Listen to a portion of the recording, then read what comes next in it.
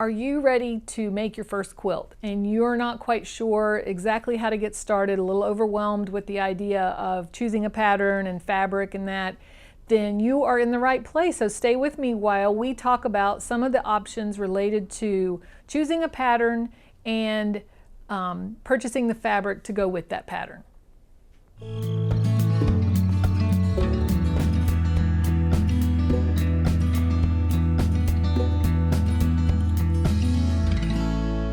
Okay, let's start with a quiz. What do the following terms have in common? How are they related?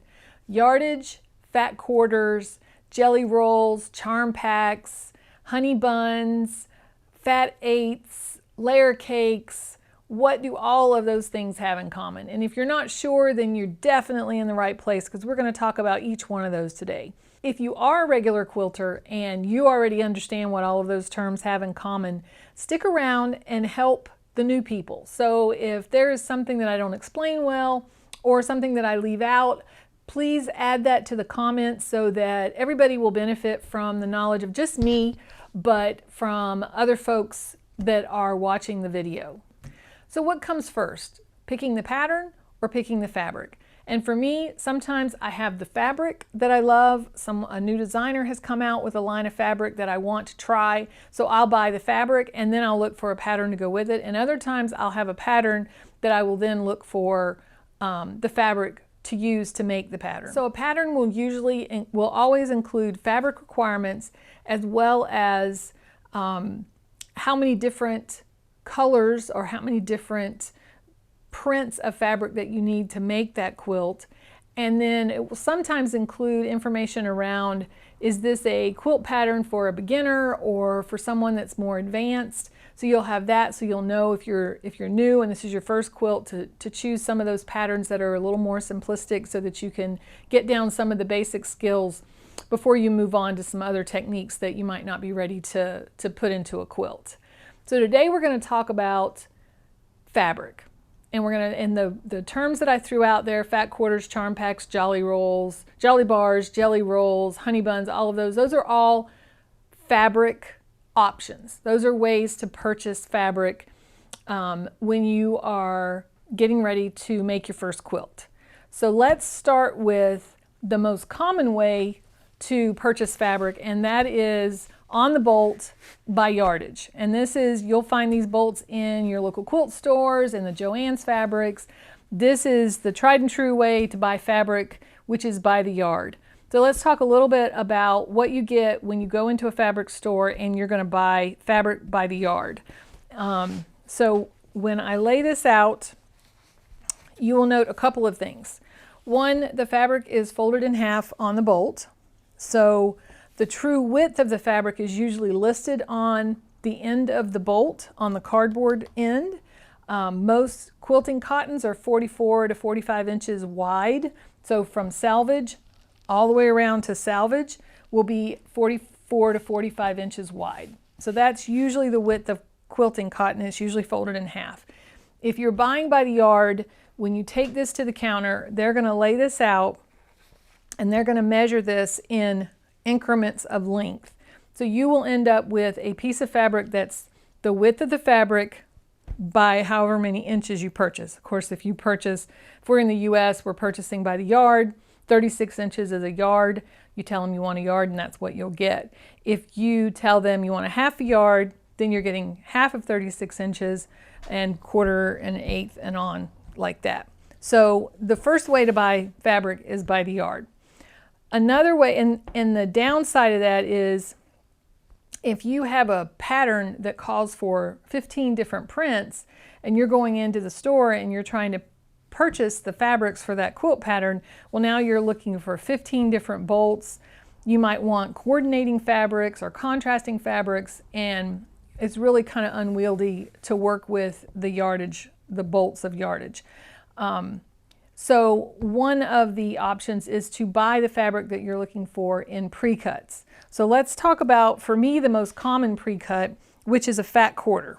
So this is a fat quarter. And you might ask, what makes this a fat quarter? So if I go in the store with this yardage and I say I want 1/4 of this yard, I'm going to get 9 inches of fabric by the width of the fabric. So I'm going to have, if I lay this on here, I'm going to get this much fabric by 45. Well, that may not work for me if I'm trying to cut out a certain size block. So if I, instead of buying it by the bolt, if I buy a fat quarter, now I'm getting a full 18 inches of fabric, but instead of it being the full width of the 44 to 45 inches, this is going to be 21 inches wide. So I get a more squarish, rectangular-ish piece of fabric, which is a lot of times more friendly when you are trying to cut your pieces. So a fat quarter is 18 inches by 21 inches. And typically, generally speaking, what they're doing is they're taking a yard of fabric, they're cutting it at 18 inches, and then they're cutting it down the middle and selling 1/2 and the other half. And again, that gets you 18 inches instead of a typical 1/4 of a yard off of the bolt would give you 9 inches by width of fabric. So that's a fat quarter. That's one of the pre-cuts. You can buy pre-cut fat quarters in bundles. The other thing you can buy are fat eighths. So a fat eighth is going to be this much fabric. It's going to be 9 inches by the 21 inches. So if I ask for a fat eighth, I'm getting 9 inches of fabric by the 21 inches. So that's another option is, so fat quarters and fat eighths.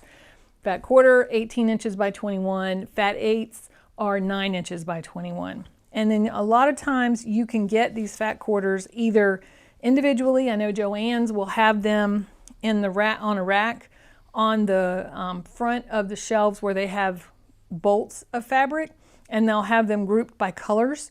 So you can see all the purples and all the pinks and all the yellows together, and you can pick single fat quarters that way. Another way to buy fat quarters is to buy a bundle of fat quarters.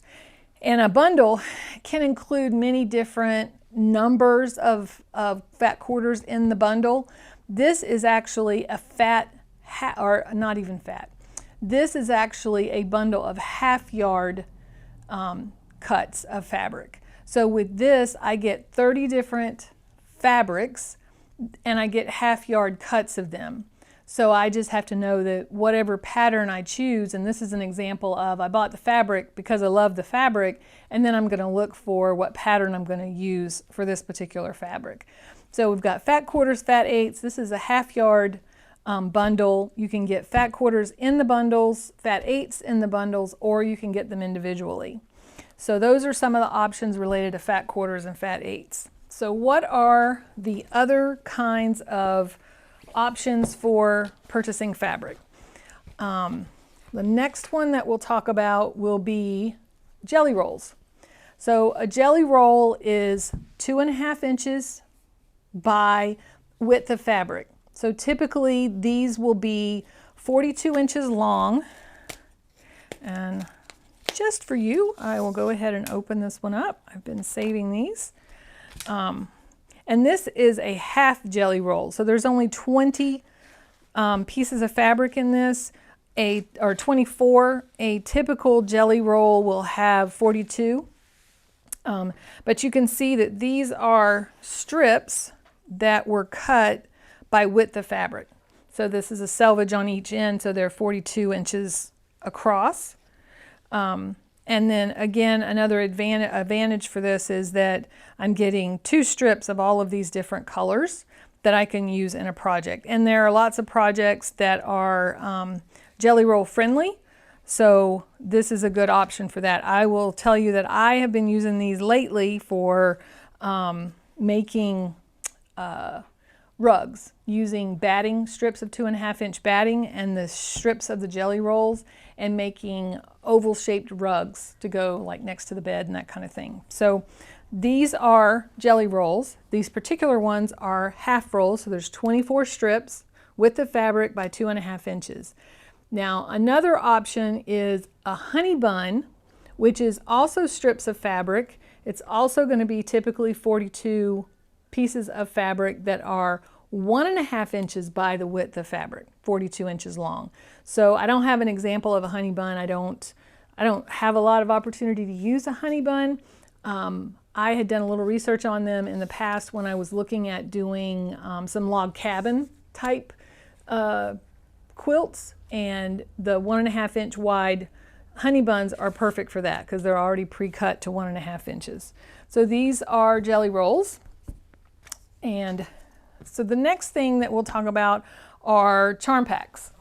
So this is an example of, these happen to be flannel, but they're 5 by 5. So a charm pack is usually a 5 by 5 bundle. Again, how many you get in the bundle is typically 42, but you'd always want to look to see how many you're getting. This, because it's flannel, is only 30 in each bundle, and I have several of these.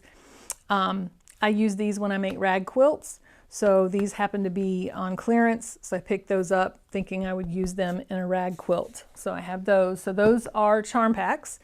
There are also mini charm packs that are 2.5 inches by 2.5 inch squares. I don't have an example of that here. Another option is the layer cake. So the layer cake is 10 inches by 10 inches, and this one I went through and cut my 10-inch squares because I didn't have a layer cake here that I hadn't already used. But I wanted 10-inch squares in this case to make the crazy quilt paper from Lori Holt. And if you're interested in how this paper works and using this paper, I have a video for that I will put above on the video so that you can go back and see that video if you're interested. But this one is paper that I'm using on top of the 10-inch squares, cutting the paper, sewing the new block together, and then trimming the block down. So this is a layer cake, typically 42 pieces in the layer cake. And so we have that. That is also an option. Now, one last option for, it's not the last option, it's the last one we'll talk about today, is buying your fabric in a kit. So let me reach way over here for that. Oh.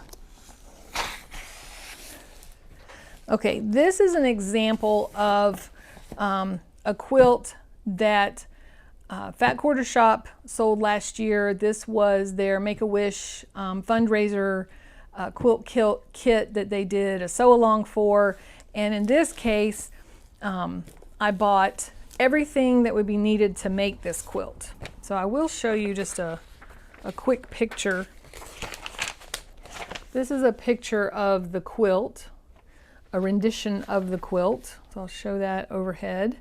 So this box includes the instructions to make the quilt, information about the fabric requirements and how many fabrics you need. And then it includes the yardage you need for the backgrounds, as well as the yardage you need for the fabrics. And you can see this particular quilt has lots of different fabrics. So it may be more, maybe not cost effective, but definitely a little easier and less overwhelming to buy a kit that you know includes everything you need to make the quilt like the quilt in the picture. So this particular kit comes with the background fabric, the other fabrics that you need, and this particular one also had a ruler that's used in this particular pattern and some triangle paper or half square triangle paper to use to make some of the triangles in the quilt. Now, to take this one step further, and it comes in a really cool box that you can use after you've made the quilts. One of the other things that I got with this particular pattern was the backing kit.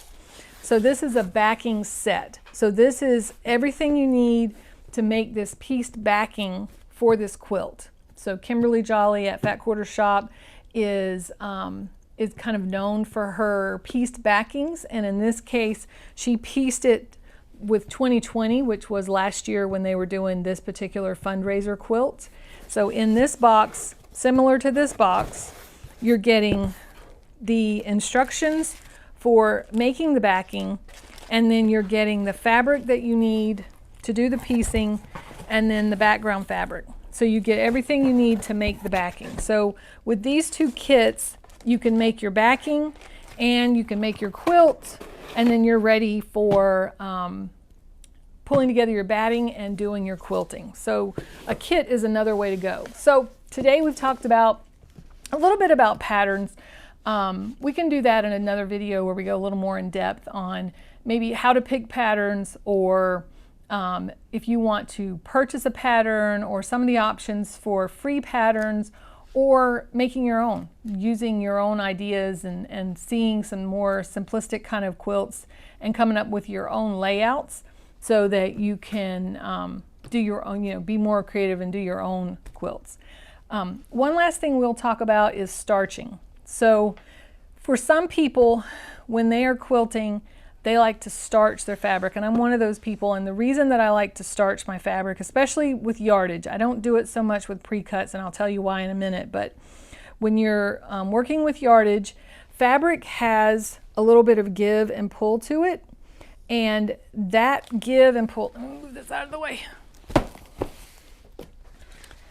That pull and that give can give you issues when you are cutting to get a really good accurate cut, as well as when you're piecing, especially if you have a lot of little pieces that you're sewing together and you're pressing and you're doing all of that. So I like to starch.